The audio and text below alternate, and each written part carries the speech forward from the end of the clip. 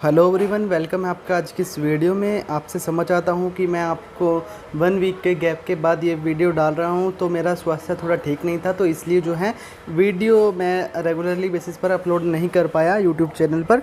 तो उसके लिए मैं आपसे समझ आता हूँ। तो आज का जो हमारा वीकली अपडेट है, इस अपडेट में हम म्यूचुअल फंड से रिलेटेड न्यूज़ के बारे में बात करते हैं, मार्केट में क्या क्या न्यूज़ होती हैं।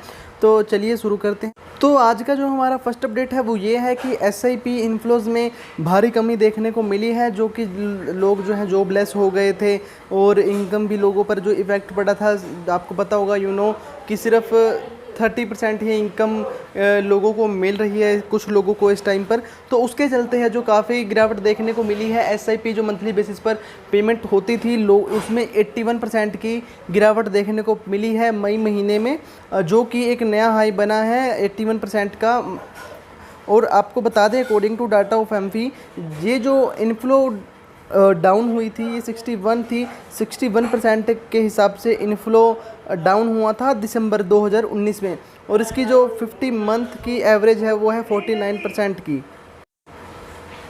तो हमारा जो सेकंड अपडेट है वो ये है कि फ्रैंकलिन टेम्पल्टन म्यूचुअल फंड की जो स्कीम्स बंद हुई थी, उन स्कीम्स में जो वोडाफोन आइडिया में जो हिस्सेदारी थी वो थी 8.25% की हिस्सेदारी वोडाफोन आइडिया में थी। तो वहाँ से जो उनको इंटरेस्ट डिविडेंड हम बोल सकते हैं इंटरेस्ट मिला है 102.71 करोड़ रुपए का, मतलब कि लगभग 103 करोड़ रुपए का इंटरेस्ट जो है वोडाफोन आइडिया की इन्वेस्टमेंट में से फ्रैंकलिन टेम्पल्टन म्यूचुअल फंड की जो स्कीम्स बंद हो गई थी वहाँ से फंड हाउस को मिला है। तो जो मनी है वो डिस्ट्रीब्यूट कर दी जाएगी इन्वेस्टर्स को जिन्होंने उस स्कीम्स में इन्वेस्टमेंट किया हुआ है। तो वो मैसेज ऑफिशियली भी उनको सेंड कर दिए जाएंगे इन्वेस्टर्स को जिन्होंने इन्वेस्टमेंट की होगी।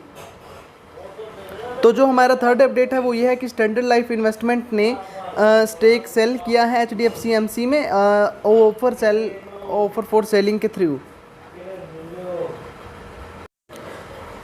तो जो हमारा थर्ड अपडेट है वो ये है, स्टैंडर्ड लाइफ इन्वेस्टमेंट्स जो कि एक कंपनी है, उसने एचडीएफसी एमसी में अपनी जो शेयर होल्डिंग थी उसको सेल किया है। 60 लाख शेयर्स हैं जो एचडीएफसी एमसी की, उनको सेल कर दिया है। जो सेलिंग होगी वो होगी ऑफर फॉर सेलिंग के थ्रू, ओएफएस के थ्रू, जो कि 17 जून और 18 जून को ओपन हुई थी। और आपको बता दें जो प्राइस रखा गया था ऑफर फॉर सेल के लिए वो 2362 रुपये था, और जो कि आपको 7% के डिस्काउंट पर मिल रहा था, जो कि ट्यूसडे का क्लोजिंग प्राइस था। पिछले ट्यूसडे की बात कर रहा हूँ मैं, 2538 रुपये। तो अब ये जो ऑफर फॉर सेल है वो क्लोज हो गया है। तो 17 जून और 18 जून को जो है इसके लिए ऑफर फॉर सेल ओपन हुआ था। और जो हमारा फोर्थ अपडेट है वो ये है, mutual fund industry added 6.12 lakh investors account in May, taking the total tally of 9.1 crore.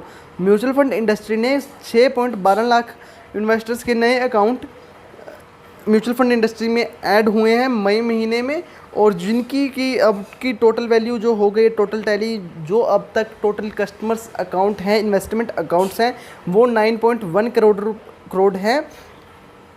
और आपको बता दें कि इनमें कुछ ऐसे अकाउंट्स भी हैं जिनके एक पर्सन के काफ़ी जो अकाउंट हैं, या 2 या 3 अकाउंट भी हैं।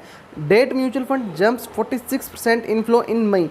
तो आपको पता होगा कि अप्रैल के महीने में एक न्यूज़ आई थी फ्रैंकलिन टेम्पल्टन म्यूचुअल फंड के जरिए कि जो 6 डेट स्कीम्स थी बंद हो गई थी। तो उसमें जो लोगों को काफ़ी डर रहने लग गया था डेट स्कीम्स को लेकर कि कहीं फिर से कहीं किसी और स्कीम में ऐसा फेस ना देखने को मिलने को मिल जाए।